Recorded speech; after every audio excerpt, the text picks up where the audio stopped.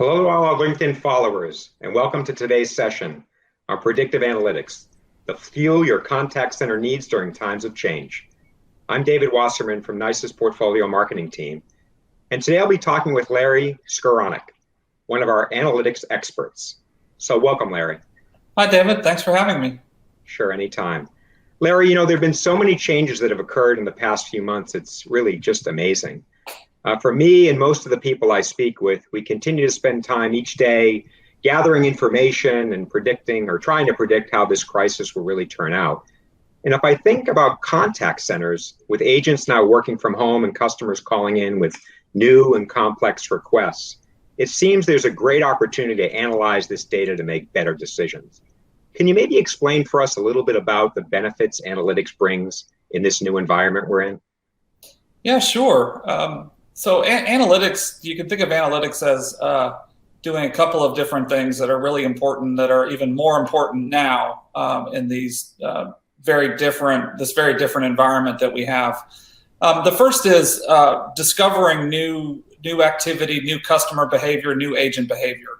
And in this kind of an environment, this is the definition of there's lots and lots of new behaviors, both on the part of consumers and on the part of agents who have now been sent home. They're no longer with their peers in the office and so forth. So uncovering what are the new activities and behaviors is a critical component of that. The second thing is then doing what we call explicit analytics, which means taking those new behaviors and new topics, new discussion points that consumers are bringing up, and defining them and counting them. And the key part is counting them. Because when you can count things, you can understand the impact of that thing, of that particular type of event or topic being discussed. And once you're able to do that, now you can analyze it for real and get down to the root causes of that situation, the situation the consumer's in, the situation the agent's in, and so forth. And once you've got the root causes, now you can use data to drive your decision-making process on what's the right resolution to take, and not, trying to throw darts at a dartboard or something like that and guessing. The data will tell you, if you let the data lead you, it'll tell you what you need to do to fix it. Interesting. So clearly the crisis we're all experiencing is going to drive huge transformations in so many ways across a variety of industries, whether it's supply chains being disrupted and reorganized, to how we purchase things, and of course, how we physically and socially interact with each other.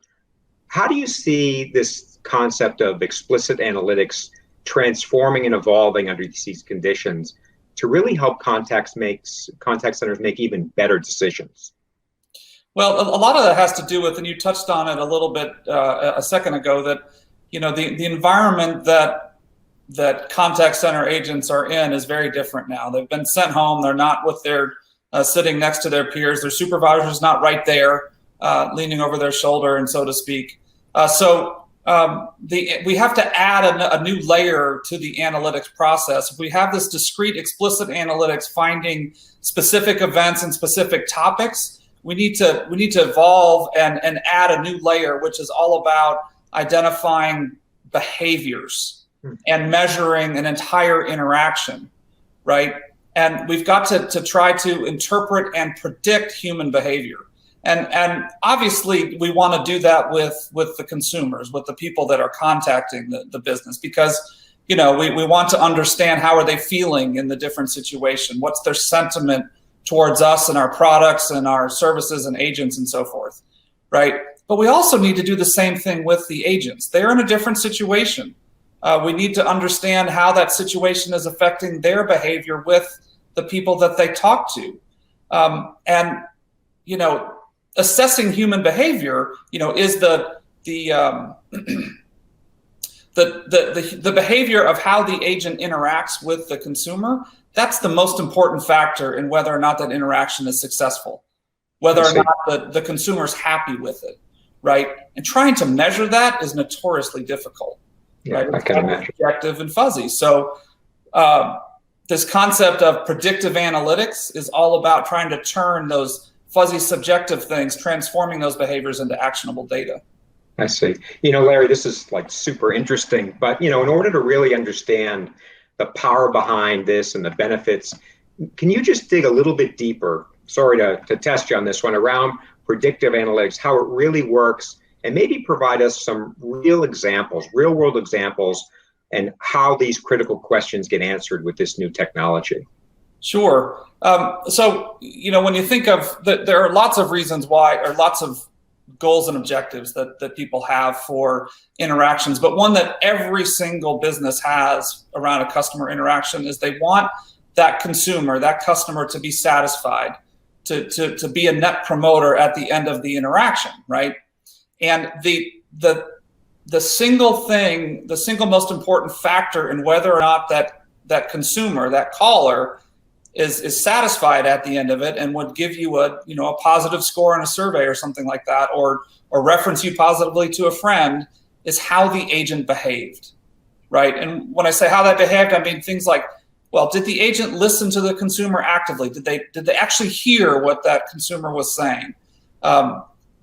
Did they try to build rapport with the caller, right? Did they do things that strengthened the customer's loyalty? Did they thank them for being a longtime customer? Those kinds of things. Did they express gratitude for the customer being actually spending the time and making the effort to reach out, right?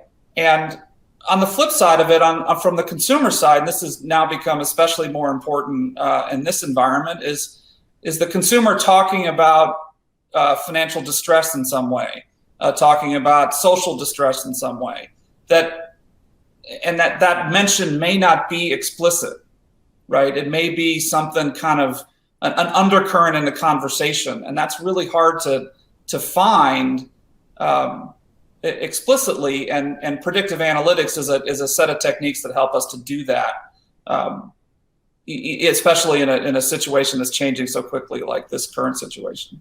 Absolutely. So now that we I'll say we understand 100% of the interactions using this predictive analytics, does predictive analytics, or can predictive analytics actually provide us specific information or specific recommendations or clues on the best actions we can take to improve contact center KPIs?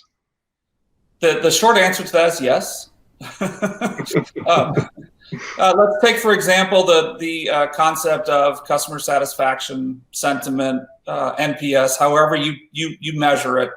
Like I said a moment ago, the single most important factor in customer satisfaction is the agent's behavior, right? Even when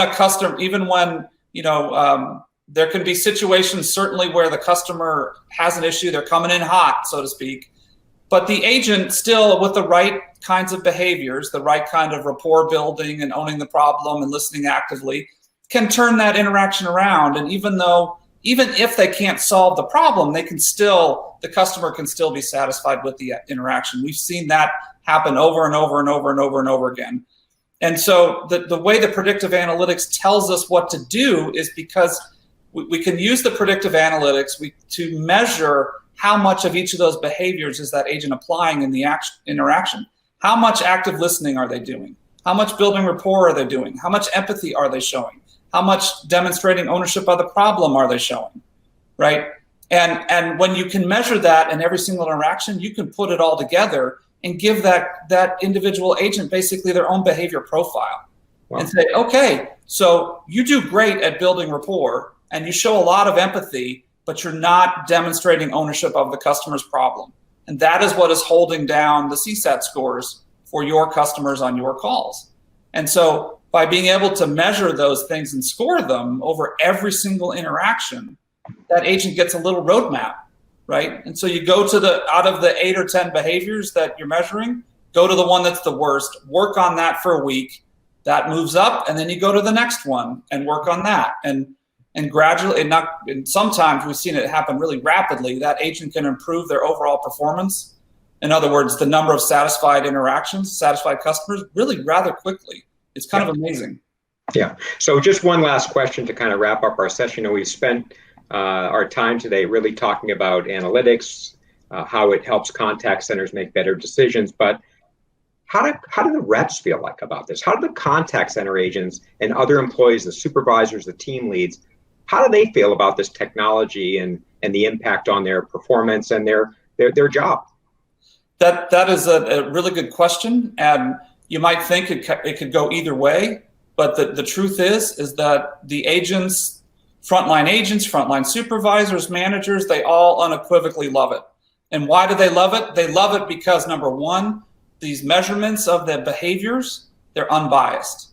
It's a machine applying an algorithm, the exact same algorithm on every single interaction that the agent handles, right? So that bias is out of the picture. No human bias is coming into the measurement. Second, they love it because every single interaction is being measured. Not 2, 3, 4, 5 randomly selected calls per agent per month. It's every single one. And so the agents say, I just love being measured on 100% of my work, on every single interaction that I do, not a few cherry pick things. And the supervisors love it because just like the agent has a little mini roadmap on what to improve, they have a little roadmap on what to coach. And because everything is scored, they can go straight to the examples that help them do that coaching. So instead of having to take a couple hours to prepare for a coaching session, it takes a few minutes. And think how much more impact that coach can have. And they love being able to have the impact that way. And then the managers love it because everything's being measured and there's no bias anymore. No one argues about the numbers. The numbers are the numbers, and you can just move forward and actually do the work of improving. You're not arguing about calibrations or anything like that anymore. Exactly. Well, Larry, this has been a great discussion today. It's clear that predictive analytics is certainly the fuel that contact centers need during these times of change. Thanks again for joining us today. We really appreciate it a lot. It's my pleasure, David. Thank you. And to our audience, be sure to join us next week as we continue our series on customer service in times of change. Until then, all of us at NICE wish you the great rest of the week. Stay safe, stay healthy. Bye-bye.